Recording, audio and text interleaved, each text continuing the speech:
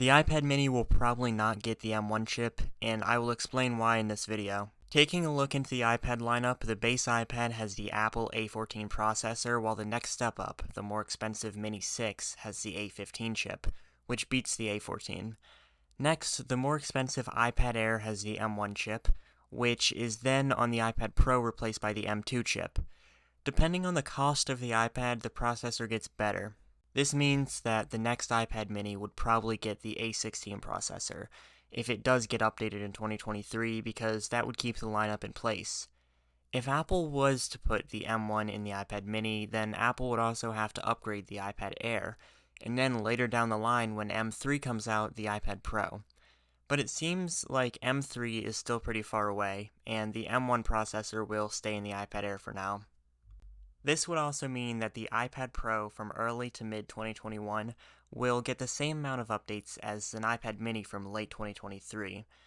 This would make a problem in the lineup as the iPad 10, released in late 2022 with the A14 chip, is most likely to get a few years less updates than the M1 processor already. Apple is also unlikely to put the M2 into the Mini 7 because that means that the iPad Air would have to be updated to the M2 processor or higher, and it seems like Apple doesn't want three iPads with major price differences to feature the same exact processor. Also, like I mentioned earlier in the video, the M3 chip is likely a long way away, and Apple has in the past given about a 5-month wait in between announcing an M series chip and putting it into the iPad Pro. Recently, I bought an iPad mini 6 for the second time after I traded in my old mini 6.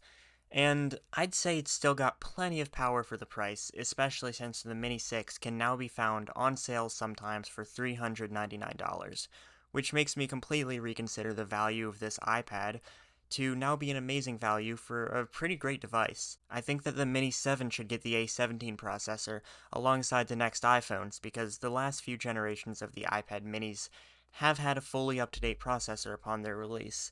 And I don't understand why an iPad mini would ever need an M-series processor, and I really don't even understand why an iPad needs that much power in the first place. Other upgrades that I think the Mini 7 should have is Wi-Fi 6E, some sort of a smart connector for third parties to be able to make keyboards and other accessories even if they are terrible, and maybe thinner bezels, although a lot of people are pretty against thinner bezels on these iPads due to the grip. But I think that the iPad minis could use a bit of a bigger display.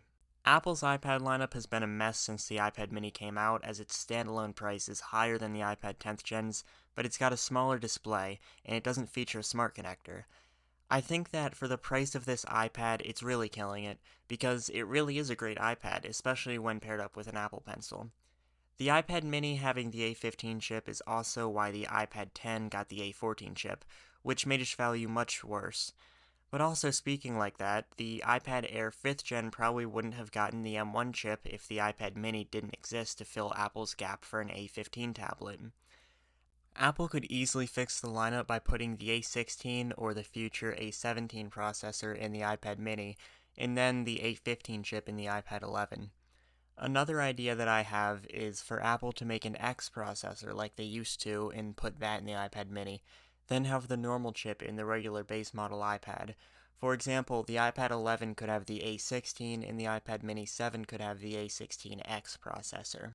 For people wondering why the iPad needs so much power, it's because of longevity, future-proofing, and price to performance. The iPad mini 3 had the same processor as the mini 2 had, that being the Apple A7, and the iPad mini 2 and 3 got the same software support due to that, despite the Mini 3 being a whole year newer. The Mini 3 probably would have got the same software support even with the A8, but the Mini 3 should have got the A8. I think that Apple's iPad lineup would have made more sense if the iPad Air was discontinued too, because while it may be the best iPad for most people to buy, the iPad mini and the base model iPad could be much better if Apple just took the iPad Air out of the whole lineup. And that would make the best iPad for people to buy the iPad 11 or the base model iPad, which would be a bit cheaper anyway. Thanks for watching this video. Hopefully this video made sense as to why I don't think Apple will update the iPad mini with the M1 processor. If you enjoyed this video, a like would be appreciated, and if you want to see more content like this, you can subscribe. Goodbye.